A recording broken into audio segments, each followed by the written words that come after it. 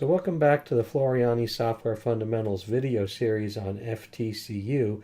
My name is Mark Garetz and I'm a National Floriani educator.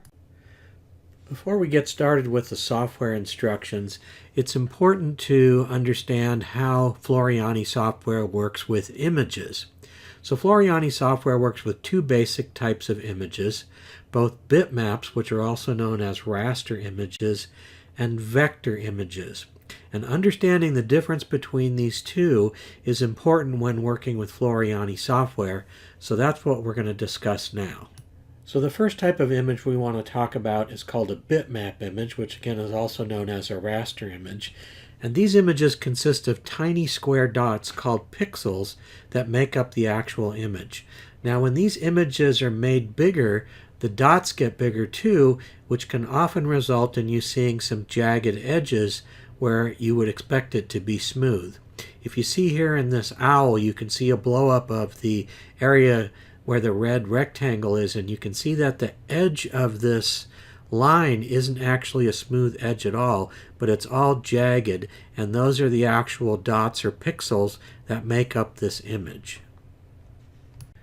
On the other hand, vector images are created with lines, both straight and curved lines, and shapes, and not pixels at all. The lines and shapes are defined by points, and the important thing to know is that as the vector images get bigger, the edges stay smooth. So here's a blow-up of the same part of the owl, but this owl is actually a vector rather than a bitmap image, and you can see how nice and smooth this line is. So here are the two enlarged areas side by side so you can see the big differences between them.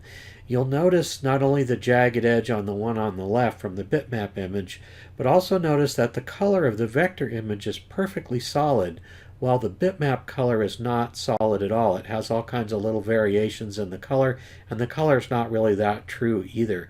So these create all kinds of problems when we are trying to convert images into embroidery files. Now Floriani software uses both bitmap and vector images, but we use them for different purposes. Vector images are used to create embroidery objects, and those objects are things like runs, satin, fills, and more. And stitches get generated to follow the lines of those objects or to fill them in, whereas bitmap images are used as a reference to create embroidery objects, usually by tracing over them, and that can either be done manually or automatically. By using vector images as the base for our embroidery objects, they can be resized to almost any size, because the stitches get regenerated every time we make any changes. They can also easily be repurposed. And what I mean by that is a vector shape could be a run outline, a fill, a satin stitch, an applique, and many more different kinds of specialty stitches, and you could easily convert between these stitch types with a click. Some common types of bitmap image formats are JPEG, BMP, PNG, TIFF, GIF, etc. And some common vector formats are AI, SVG, EMF, WMF, and FCM. And there are many more image and vector formats out there, but these are the primary ones. In Floriani software, bitmaps can be called images or backdrops, and we use those two terms interchangeably. But we call vectors artwork, outlines, shapes, or vectors. We can, depending on where you are in the software, any of those terms mean the same thing, a vector.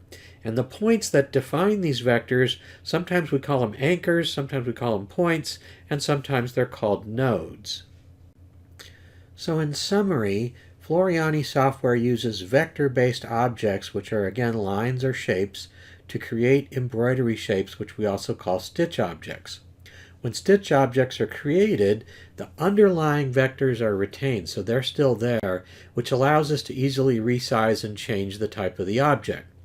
We call this object-based embroidery, and it's just one of the many powerful features in Floriani software. So now the reason that we've gone through this first is as we go through the various tools in the software, some of them work with images, some of them work with objects or vectors, and now that you understand the difference between the two, it'll make a little more sense as we go along with the rest of our lessons. So let's also take a second and talk about the different types of embroidery files. There are basically two types of embroidery files: stitch, also known as machine files, and object, are also known as proprietary files. Stitch files are what you send to your embroidery machine.